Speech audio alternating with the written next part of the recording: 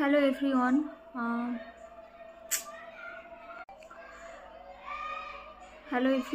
তো আমি এই কটা দিন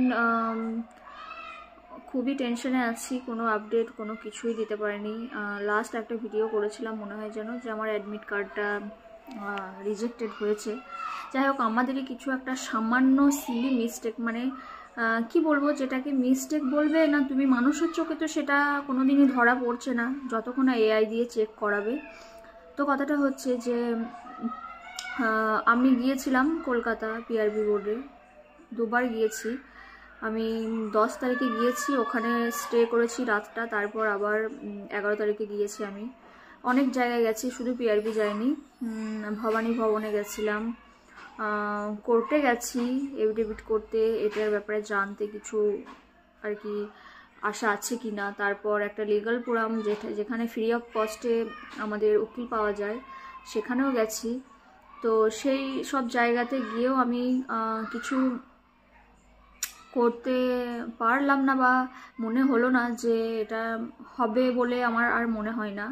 তবে পিআরপি গেছিলাম, আমার হাজব্যান্ড চেয়ারম্যান সাহেবের সাথে দেখাও করলো, রিকোয়েস্ট করে, অনেক অনেক অনেক রিকোয়েস্ট করে চেয়ারম্যান সাহেবের সাথে দেখা করেছি। আমিও ছিলাম সেখানে।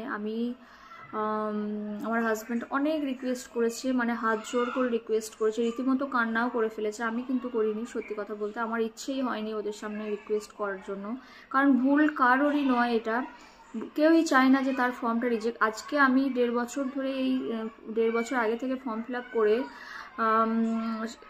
একটা বিয়ে বাড়ি ভালো করে অ্যাটেন্ড করিনি, কোনো জায়গা যায়নি, শুধুমাত্র এই এক্সামটার জন্য যে না আমি 1.5 বছর, একদিন ফর্ম ফিল আপ হয়েছে, একদিন না একদিন এক্সাম হবে, এটা মাথায় নিয়ে আমি দিনরাত খেটেছি, মাঠে গেছি।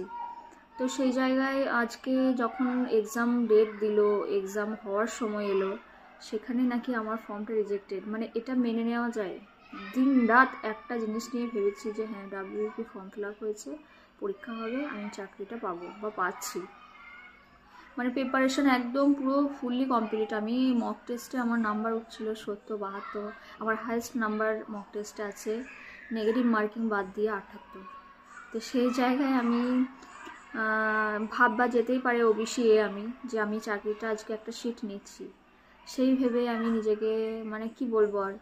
তো এখন আমার একটাই বক্তব্য যে যদি কেউ কিছু করতে চাইছো এখানে, আন্দোলন বলো বা কোনো কিছুই বলো, সেটা খুব তাড়াতাড়ি করো, কারণ একটা করে দিন পেরিয়ে যাচ্ছে, পরীক্ষার চলে আসছে, অ্যাডমিট কার্ড দিতে শুরু করে দিয়েছে। তখন যখন করবে হয়তো তখন আর হাতে সময় থাকবে না, ওরা সব থেকে বড় একটা তোমাকে